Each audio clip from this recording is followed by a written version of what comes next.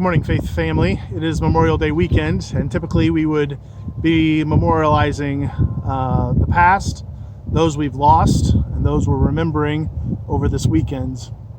Instead, we're going to invite you to do that over the weekend in your own home and in your own space, in your own time. But I still want to talk about the importance of remembering to remember.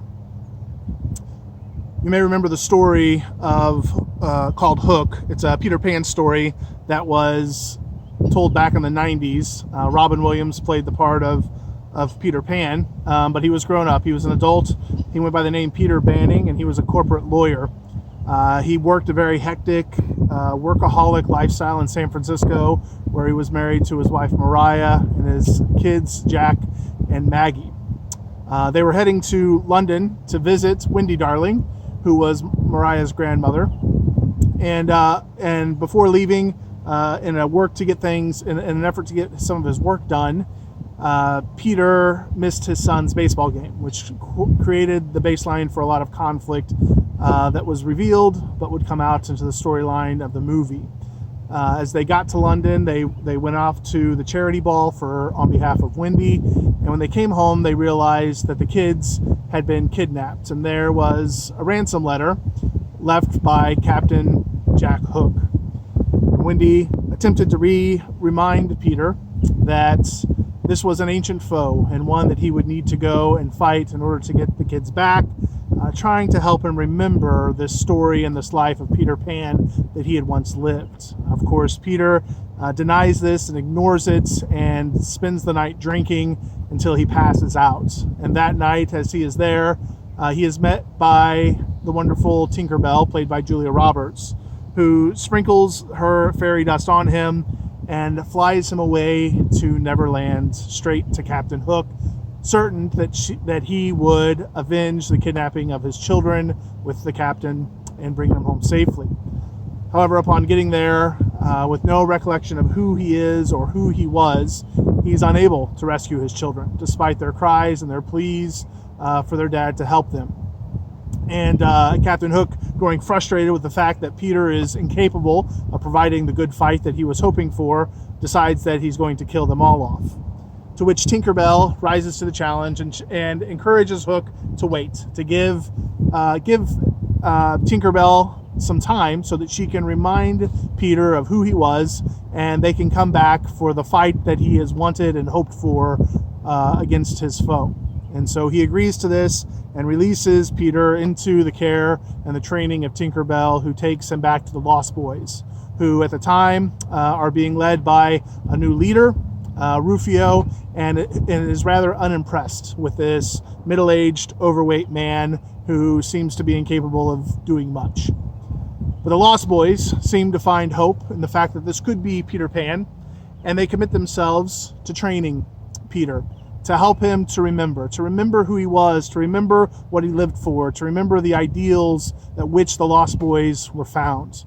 And slowly over time, as they spend time pouring themselves into him and retraining him and reminding him, Peter Pan becomes alive again, remembering who he was, and leads his kids out of Neverland and away from the dangers of Captain Hook. It's often the case with us that we need to remember. We need other people to step into our lives and call us to that place of remembrance. God has stories time and time again where he calls us to remember the works that he has done, remember the covenants that he has made. And there are times in our lives where we need to pause, to go back, reflect, remember not only the people that we've made the journey with, but remember the places where we've traveled through and traveled from. There's a book in the Old Testament called the book of Dueteronomy, and it's the story of Moses reminding the second generation of slaves who have been rescued out of Egypt of who they are as they enter into the promised land.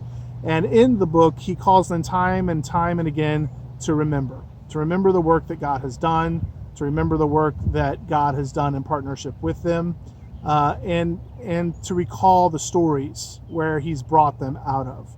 In Deuteronomy 5, we hear them called to remember the where and the what that God has delivered them from the slavery and the oppression that they had once met, and into the freedom that they now experienced. In Deuteronomy 8, we see that he's calling them to remember the way that God led them in goodness and in faithfulness and in protection. In Deuteronomy 32, they're called to remember the blessing that God has bestowed upon them time and time again so that they can experience the abundance of life in relationship to God. In Deuteronomy 11, they're called to remember the victories, the way they've overcome the battles and the challenges that they've faced. And in Joshua 32, which is kind of the sequel to Deuteronomy, once they enter into the promised land, they're called to remember the encouragement that God has given. And all along the way, remembering the companions, those who God has provided in their path so that they could join in the work that God has done and get to where God was leading them. Sometimes when we go through difficulties and when we face difficulty times, we struggle to remember. We remember the hardships, we remember the frustrations that we faced, but sometimes we allow that to rob us of the joy and the victory of the way that we've persevered, the hills that we've climbed, and where we are now. And sometimes we need to stop and we need to look back and we need to remember how far have we come and where have we been. And let's remember what not only God was capable of leading us through, but our own abilities as God led us and directed us to this place. And so while we're certainly far from being out of the quarantine, there are things at this point that I want to call us to remember, to reflect on, and hopefully learn from as we continue to move forward in this space.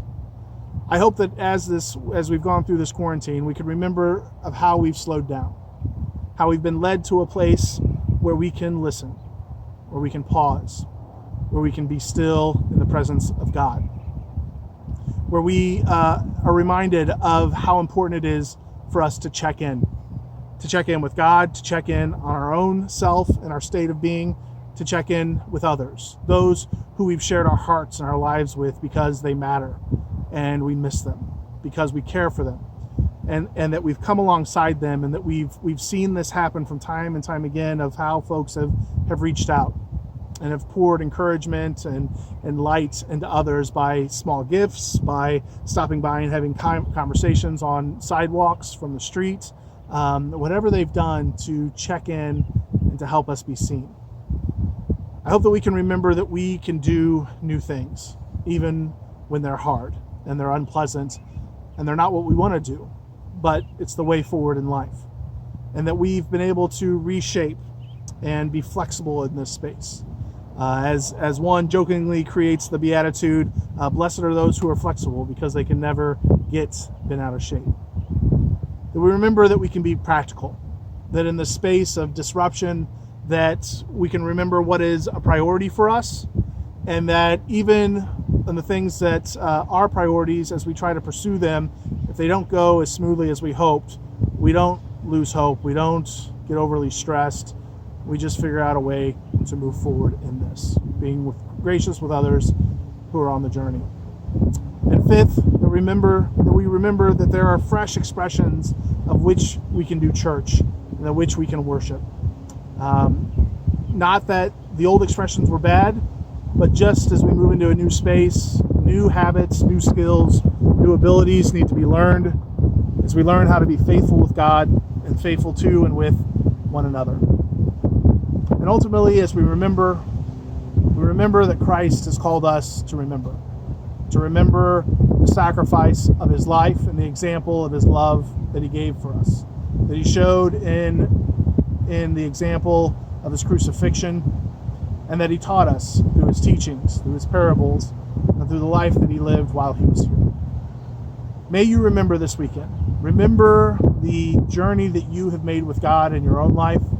Remember those who have gone on before us, who are no longer here, particularly those that we've lost in this last year, both within our faith family, but also in our families of faith. And as we do that, may it be a sober reminder and an encouraging note that we can press on, that we can move forward, and that as we do that, we have a chance to have gained some wisdom and discernment that we wouldn't have had otherwise had we not made this journey. May you enjoy your Memorial Day weekend. May you be blessed as you spend time with friends and family. God bless.